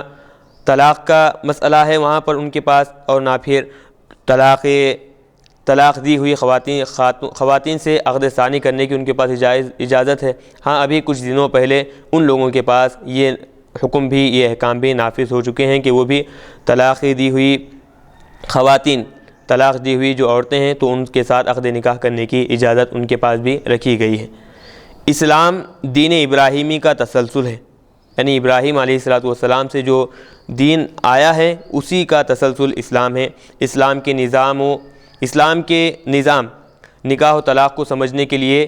یہودیت، مسیحیت اور پھر زمانہ جاہلیت کے رسوم و رواج کو جاننا ضروری ہے۔ یعنی اسلام میں طلاق کی اہمیت کیا ہے، نکاح کا کیا اہم ہے معمول ہے، اہم دستور ہے، تو اس کو سمجھنے کے لیے سب سے پہلے یہودیت اور پھر مسیحیت، زمانہ جاہلیت میں رسم و رواج کس طرح تھے، ان کا جاننا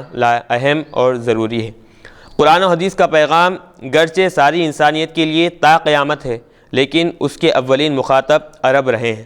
یعنی اب یہاں پر مفتی صاحب علیہ حفظہ اللہ تعالی تحریر فرماتے ہیں کہ دیکھیے قرآن اور حدیث کا جو پیغام ہے وہ قیامت تک آنے والے سارے انسانوں کے لیے یکساں ہے، اور پھر لیکن اس کے اولین مخاطب عرب حضرات رہے ہیں۔ دین اسلام کا دستور اور نظام، نکاح و طلاق، عرب کے رسم و رواج، طرز معاشرت نیز سابقہ ادیان کے مسخ شدہ حالت کے اصلاح و ترمیم اور تجدید کے ساتھ قرار پایا۔ بتایا جا رہا ہے کہ دیکھیے اسلام میں جو نکاح کا طلاق کا جو دستور ہے وہ عرب حضرات کے درمیان جو باطل رسم و رواج تھے اور جو ان کے سابقہ ادیان کے مسخ شدہ جو حالات تھے، بدلے ہوئے جو حالات تھے، ان کو مد نظر رکھتے ہوئے اس طرح کے احکام ان کی زبان میں اور پھر ان کے پاس لاگو کیے گئے ہیں۔ بعثت نبوی سے قبل تعدد ازدواج کی نہ کوئی حد تھی اور نہ طلاقوں کا کوئی حساب تھا۔ ایک مرد کے تحت بیویوں کی کثیر تعداد 40، 50، باعث فقر و مباحت تھا۔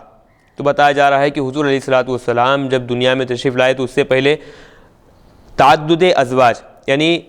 مختلف بیویوں سے نکاح کرنا، یعنی متعدد بیویوں سے بیک وقت نکاح کرنا، اس کا ان کی کوئی حد مقرر نہیں تھی اور نہ طلاق کا کوئی حساب مقرر تھا۔ یعنی ایک مرد کے تحت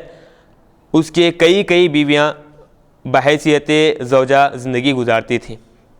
کثرت بسا اوقات ایک مرد کے تحت 40، بسا اوقات ایک مرد کے تحت 50 بیویاں بحیثیت زوجہ ان کے زندگی گزارا کرتی تھیں، اور اس طرح کے کام کو وہ لوگ فخر سمجھا کرتے تھے۔ وہیں ان کو بار بار دینا بھی، وہیں ان کو بار بار طلاق دینا بھی، رجوع کرتے جانا، 1000 بار طلاق دینے کے بعد ان کو دوبارہ رجوع کر لینا اس معاشرے کا عام رواج تھا۔ یعنی اس طرح کے بڑے ہی غلط خیالات ان کے درمیان رائج تھے۔ یہی حال یہودیوں اور عیسائیوں کا تھا، حتیٰ کہ آج مغربی ممالک اسلام کے تعدد ازدواج پر سخت اعتراض کرتے ہیں، لیکن بائبل کے عہد نامہ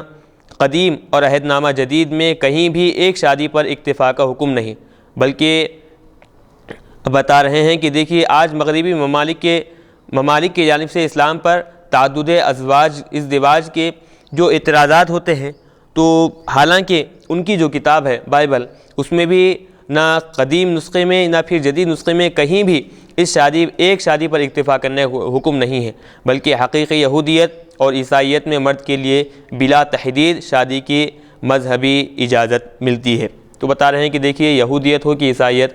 ہر دو مذاہب میں مرد حضرات کو بغیر کسی حد کے شادی کرنے کے مذہب کی جانب سے اجازت ملتی ہے، لیکن جب اسلام آیا تو اس نے عورتوں کو باضابطہ قانونی حقوق عطا کیے اور تعدد ازدواج کو لامحدود سے گھٹا کر بیک وقت صرف 4 تک شادی کرنے کی عدل و انصاف کر سکنے کی شرط پر اجازت دی، اور عدل و انصاف نہ کر سکنے کی صورت میں صرف اور صرف ایک نکاح پر اکتفا کرنے کا حکم دیا۔ تو اب یہاں پر بتایا جا رہا ہے کہ دیکھیے جس طرح اسلام آنے سے پہلے جو تعدد ازدواج کا جو مسئلہ تھا کہ کئی ایک شوہر کے درمیان 40 اور پھر 50 بیویاں بیک وقت رہتی تھیں، تو اب جب اسلام آیا تو اسلام نے صرف ہمیں 4 بیویوں تک بیک وقت نکاح کرنے کی اجازت دی، اس سے زیادہ، اور وہ بھی اجازت اس صورت میں دی ہے کہ جبکہ شوہر چاروں کے درمیان عدل و انصاف سے کام کر سکتا ہو، اور اگر عدل و انصاف سے کام نہ کر سکتا ہو تو وہاں پر بھی صرف ایک نکاح پر اکتفا کرنے کا حکم دیا گیا ہے۔ اسی طرح قرآن مجید کے مختصر سے جملے پر مشتمل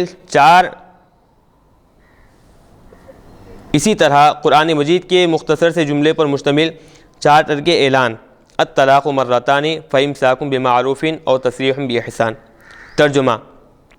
طلاق صرف 2 ہیں جن میں رجوع کا حق ہے، یا تو مہذب و شائستہ طریقے پر ان کو رجوع کر روک لو، یا پھر بھلائی کے ساتھ ان کو رخصت کر دو، کہ ان احکام کے ذریعے نظام ہائے طلاق اور پھر نظام ہائے نکاح و طلاق میں ایک انقلاب برپا کر دیا، اور سابقہ تمام تر تہذیبی اور معاشرتی ظالمانہ رسوم و رواج کو یکلخت کالعدم کر دیا۔ انشاءاللہ آئندہ ہم پھر بیان سماعت فرمائیں گے۔ جس طرح اسلام کے آنے سے پہلے تعدد ازدواج کو لامحدود، یعنی بیک وقت کئی بیویوں کو نکاح میں رکھنا جائز تھا، وہ لوگ سمجھتے تھے ان کے باطل خیالات کے مطابق، جو ہی اسلام آیا تو فوراً اسلام نے ان کے اس باطل خیال کو ختم کرتے ہوئے صرف بیک وقت 4 بیویوں سے نکاح کرنے کو جائز قرار دیا، وہ بھی اس شرط پر کہ عدل و انصاف کر سکنے کا شوہر حامل ہو۔ اگر شوہر عدل و انصاف نہ کر سکتا ہو تو صرف اور صرف ایسی صورت میں اسے ایک ہی نکاح پر اکتفا کرنے کا حکم دیا گیا۔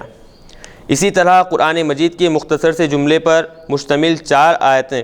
کا اعلان کہ الطلاق مرتان فامساک بمعروف اور تسریح باحسان، کہ طلاق صرف 2 ہیں جن میں رجوع کا حق ہے، یا تو مہذب اور شائستہ طریقے پر ان کو رجوع کر روک لو، یا پھر بھلائی کے ساتھ ان کو رخصت کر دو، کے ذریعے یہ جو مختصر 4 جملے ہیں تو ان کے ذریعے نظام ہائے طلاق نکاح میں ایک انقلاب برپا کر دیا، کہ اسلام میں یہ جو مختصر جملے کے ذریعے جو طلاق اور نکاح کا جو نظام ہے اس میں انقلاب برپا کر دیا ہے، اور سابقہ تمام تر تہذیبی و معاشرتی ظالمانہ رسوم و رواج کو یکلخت کالعدم کر دیا ہے، یعنی باطل جو بھی معاشرتی اور ظالمانہ رسم و رواج جو تھے وہ تمام کو ان ایک آیت کے 4 مختصر سے جملوں نے یکلخت کالعدم اور کالمعدوم کر رکھ دیا ہے۔ اور اس آیت سے متصل جو آیت ہے اس کے الفاظ یہ ہیں: فَإِن طَلَّقَهَا فَلَا تَحِلُّ لَهُ مِن بَعْدُ حَتَّى تَنكِحَ زَوْجًا غَيْرَهُ۔ پھر اگر دوبارہ طلاق دینے کے بعد شوہر نے عورت کو تیسری بار طلاق دے دی تو وہ عورت اس کے لیے حلال نہ ہوگی، اور یہ کہ اس کا نکاح کسی دوسرے سے ہو۔ بتا رہے ہیں کہ دیکھیے جب 2 طلاق کے بعد آدمی پھر ایک طلاق استعمال کرتا ہے تو اس طرح عورت کو 3 طلاقیں ہو جائیں گی، اور ایسی صورت میں عورت شوہر کے لیے حلال نہ ہوگی جب تک کہ وہ حلالہ نہ کرے۔ قرآن مجید معجزانہ کلام ہے۔ اسباب نزول کے علاوہ قرآن مجید کے لغوی محاسن و دقائق کو سمجھنا آسان نہیں۔ ہر کس و ناکس قرآن مجید کا ترجمہ لے کر قرآن مجید کے احکام کو سمجھ نہیں سکتا، اور بہت سے لوگ آیت طلاق کی ترکیب کو نہ سمجھنے کی بنا قرآن مجید کے واضح احکام طلاق کو سمجھ نہیں پائے اور شکوک و شبہات کا شکار ہو گئے۔ اب دیکھیں یہاں پر قرآن مجید معجزانہ کلام ہے، اور یہ ہر کس و ناکس ہر عام آدمی کے قرآن مجید کا ترجمہ لے کر قرآن مجید کے احکام کو سمجھ نہیں سکتا، کیونکہ یہ ایسا کلام ہے کہ اس کے سمجھنے کے لیے کئی علوم درکار ہوتے ہیں، کئی علوم کا سمجھنا ضروری ہوتا ہے۔ تو اب اگر ہر عام آدمی ترجمہ لے کر قرآن کے واضح احکام کو غلط سمجھ کر ان کے شکوک و شبہات میں پڑ جاتا ہے تو یہ اس کی غلط فہمی ہے، اس کو ترکیب کو نہ سمجھنے کی بنا پر اس طرح کے کام ہو رہے ہیں۔ چنانچہ دیکھیے آیت فَإِن طَلَّقَهَا فَلَا تَحِلُّ لَهُ میں پہلا فا عطف کو بتانے کے لیے آیا ہے، یعنی آیت نمبر 229 میں مختلف جملے ہیں، لیکن آیت نمبر 230 کا تعلق سابقہ آیت کے پہلے جملے الطلاق مرتان سے مربوط ہیں۔ یعنی دیکھیے فَإِن طَلَّقَهَا کا جو تعلق ہے وہ اس سے پہلے والی آیت الطلاق مرتانی سے اس کا تعلق رکھا گیا ہے۔ جب تک ان دونوں کو جوڑ کر نہ پڑھا جائے اور درمیان کے حصے کے شامل نہ کیا جائے اس وقت تک آیت کا صحیح مفہوم واضح نہیں ہوتا۔ مفتی صاحب یہاں پر تحریر فرما رہے ہیں کہ دیکھیے الطلاق مرتانی یعنی دو مرتبہ طلاق، اس کا تعلق آئندہ آنے والی آیت فَإِن طَلَّقَهَا فَلَا تَحِلُّ لَهُ سے ہے۔ تو بتایا جا رہا ہے کہ پہلے دو طلاقیں، پھر اس کے بعد فَإِن طَلَّقَهَا سے ایک طلاق، جب دونوں آیتوں کو اس طرح نہیں جوڑا جائے گا تو اس وقت تک آیت کا صحیح مفہوم ہمیں سمجھ میں نہیں آئے گا۔ لہٰذا آیت کو اگر یوں پڑھا جائے تو صحیح مفہوم واضح ہوگا الطلاق مرتان فإمساک بمعروف او تسریح بإحسان فإن طلقها فلا تحل له من بعد حتى تنکح زوجا غیرہ۔ تو اس طرح اگر ہم پڑھیں گے تو آیت کا صحیح مفہوم ہمیں سمجھ میں آئے گا۔ ترجمہ اس طرح ہوگا کہ طلاق دو ہیں، یا تو بھلائی کے ساتھ روک لو یا پھر حسن سلوک کے ساتھ انہیں چھوڑ دو، پھر اگر دو کے بعد تیسری طلاق دی تو وہ حلال نہیں ہوگی یہاں تک کہ وہ دوسرے شخص سے نکاح کرے۔ تو اس طرح آیت کا مفہوم جو کہ ابھی سابق میں بتایا گیا ہے کہ اس انداز پہ اگر کریں تو آیت کا مفہوم اس طرح بآسانی نکل جائے گا۔ پس قرآن مجید سے ثابت ہے کہ تیسری طلاق رشتہ نکاح کو بالکلیہ ختم کرنے والی ہے، خواہ وہ 3 طلاقیں شریعت میں بتائے ہوئے طریقے پر دے یا غیر مسنون طریقے پر۔ یعنی دیکھیے 3 طلاق دیتے ہی فوراً قرآن مجید کے آیت کریمہ کے مطابق رشتہ نکاح فوراً ختم ہو جاتا ہے، چاہے وہ طریقہ 3 طریقے جو طلاق کے بتلائے گئے ہیں اس کے مطابق دے یا پھر غیر مسنون طریقے پر طلاق دے، مثلا ایک ساتھ 3 طلاق دے دے، بہر صورت 3 طلاقیں واقع ہو جائیں گی، طلاق دہندہ گناہ گار ہوگا۔ تاہم بیک وقت دی گئی 3 طلاق کو یہ ایک طلاق کہنا اور اس میں رجوع کا حق دینا قرآن مجید پر زیادتی ہے۔ دیکھیے بیک وقت اگر آدمی 3 طلاق دیتا ہے تو اس کو یہ سمجھنا کہ چونکہ ایک وقت میں طلاق دی گئی ہے تو لہذا 3 طلاقیں نہیں ہوں گی بلکہ صرف ایک طلاق ہوگی، تو اس طرح کرنا گویا یہ قرآن مجید پر زیادتی کرنا ہے۔ اور اللہ تبارک و تعالیٰ نے متذکرہ آیت کے اختتام پر فرمایا وَتِلْكَ حُدُودُ اللَّهِ يُبَيِّنُهَا لِقَوْمٍ يَعْلَمُونَ۔ بتایا جا رہا ہے کہ یہ اللہ تعالیٰ کی حدود ہیں جن کو اللہ بیان کرتا ہے اس قوم کے لیے جو علم رکھتے ہیں، اور اللہ تعالیٰ کے مقرر کردہ حدود سے تجاوز کرنا یعنی اس کے حدود سے آگے بڑھنا اللہ تعالیٰ سے جنگ کا اعلان کرنا ہے۔ تو بتایا جا رہا ہے کہ دیکھیے اگر انسان بیک وقت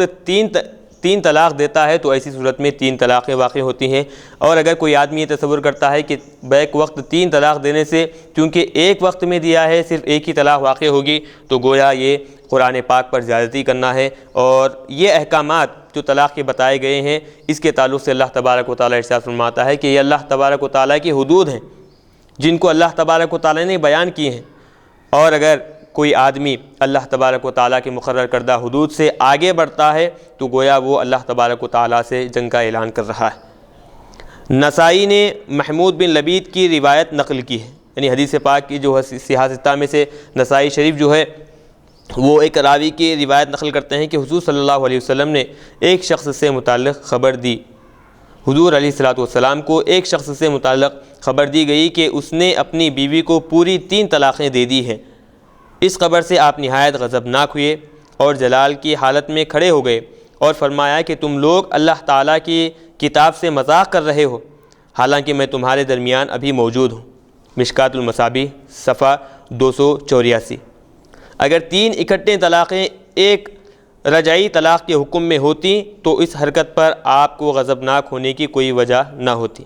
تو اب دیکھیے ایک حدیث پاک نسائی شریف میں یہ بتائی گئی ہے کہ ایک شخص کا حضور علیہ الصلوۃ والسلام کی بارگاہ میں تذکرہ کیا گیا کہ وہ بیک وقت اپنی بیوی کو 3 طلاق دی ہے، تو حضور علیہ الصلوۃ والسلام کو جب اس بات کی خبر دی گئی تو فوراً حضور علیہ الصلوۃ والسلام غضبناک ہوئے اور پھر فرمایا کہ اس طرح کا کام کرنا گویا اللہ تبارک و تعالیٰ کی کتاب سے مذاق کرنا ہے۔ اب دیکھیے اگر بیک وقت طلاق دینے سے ایک طلاق واقع ہوتی تو حضور علیہ الصلوۃ والسلام وہاں پر غضبناک نہ ہوتے اور اپنی ناراضگی کا اظہار نہ کرتے تھے۔ تو حضور علیہ الصلوۃ والسلام کی ناراضگی کا اظہار کرنا اس بات کو بتلا رہا ہے کہ 3 طلاق دینے سے وہاں پر 3 طلاقیں واقع ہو گئی تھی۔ اسی طرح سنن دارمی جلد دوم صفحہ 334 میں حضرت علی مرتضیٰ کرم اللہ وجہ رضی اللہ تعالیٰ عنہ سے روایت ہے کہ حضور اکرم صلی اللہ علیہ وسلم نے سنا کہ کسی نے طلاق البتہ یعنی حتمی طلاق یعنی 3 طلاقیں دے دی ہیں۔ آپ صلی اللہ علیہ وسلم اس خبر پر انتہائی جلال میں آئے اور فرمایا تم لوگ اللہ کی آیت کا استہزاء یعنی مذاق کر رہے ہو،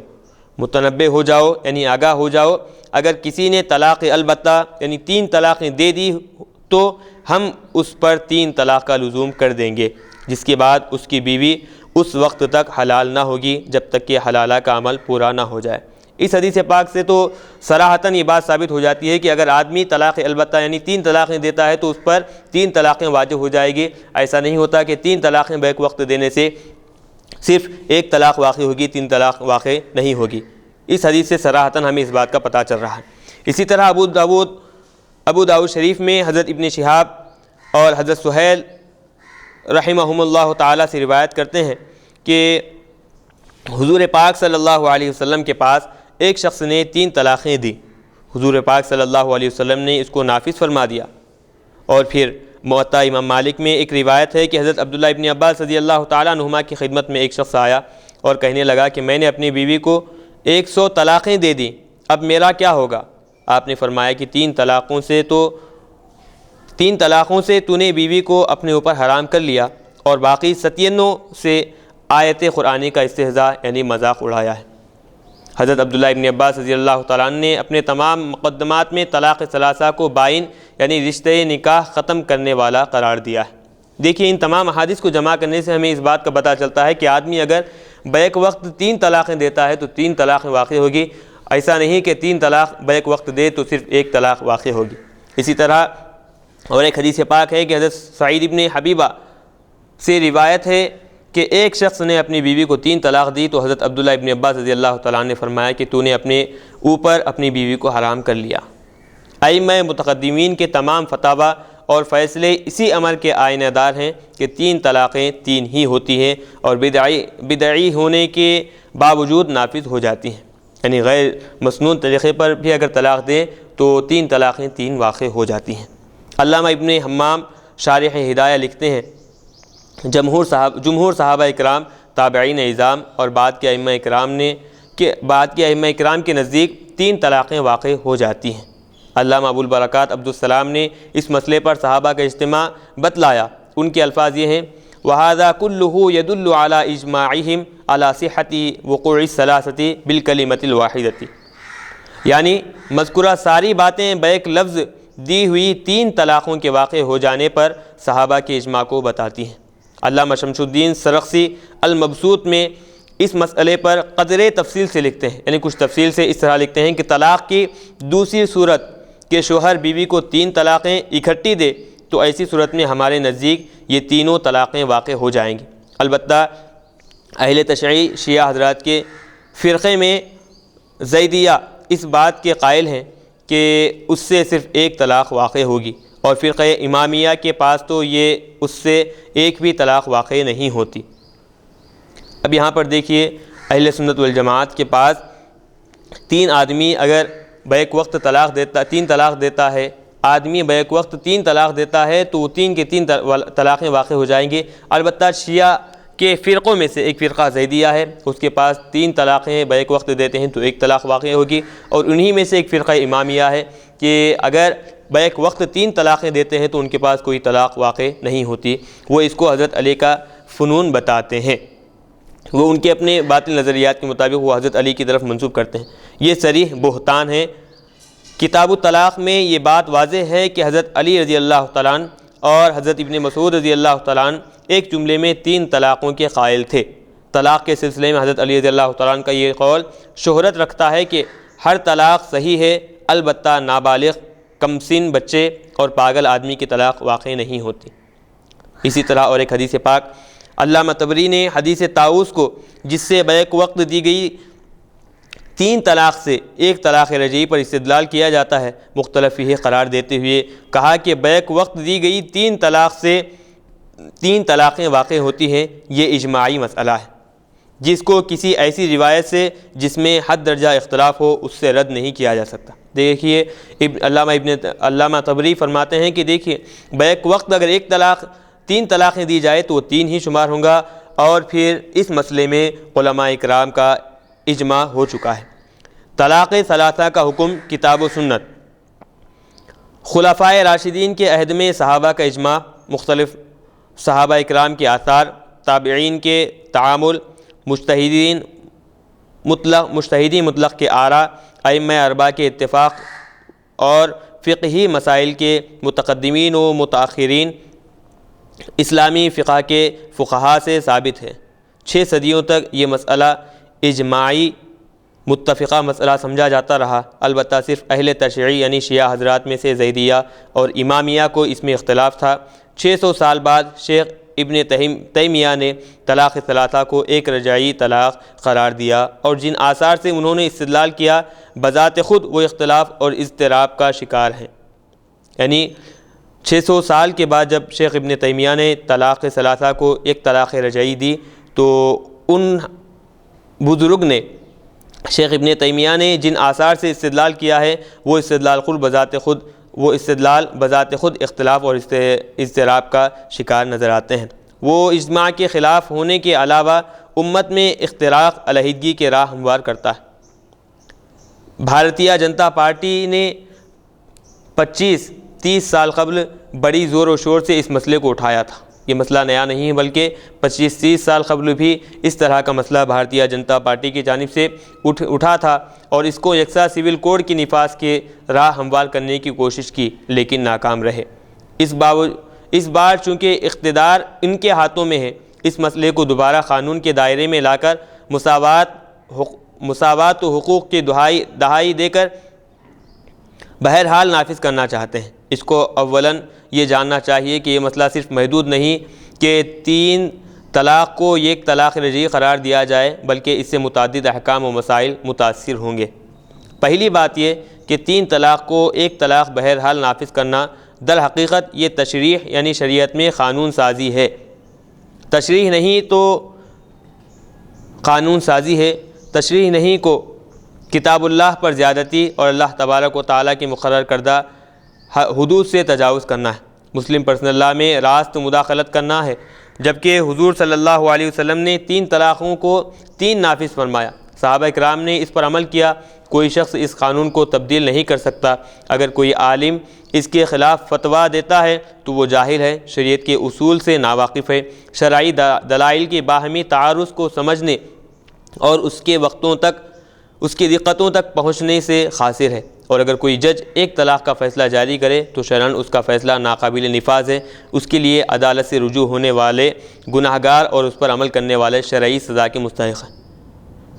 وزیر اعظم ہندوستان نریندر مودی نے مسلمان خواتین کے ساتھ ہونے والے ظلم و زیادتی پر افسوس کا اظہار کرتے ہوئے کہا کہ حکومت کا موقف 3 طلاقوں سے متعلق واضح ہے۔ وزیر اعظم کا جذبہ قابل قدر ہے۔ اگر وہ حقیقت میں 3 طلاق پر روک لگانا چاہتے ہیں تو ان کو بیک وقت 3 طلاق دینے سے ایک طلاق کے واقع ہونے کی وکالت کرنے کی بجائے مرد سے طلاق کا بالکلیہ اختیار سلب کرنا ہوگا، کیونکہ عدالت عالیہ ایک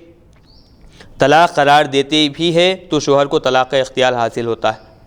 جو اس کو دوبارہ بلکہ اسی وقت مزید 2 طلاق دے سکتا ہے۔ یہ پہلو بھی ذہن میں رکھنا چاہیے کہ بعض مرد حضرات میں مرد حقیقت میں ظالم ہوتے ہیں، کبھی وہ جوش میں 3 طلاقیں دے دیتے ہیں، اس طرح مظلوم خواتین ان سے نجات پا جاتی ہیں۔ اگر اس 3 طلاق کو ایک طلاق ہی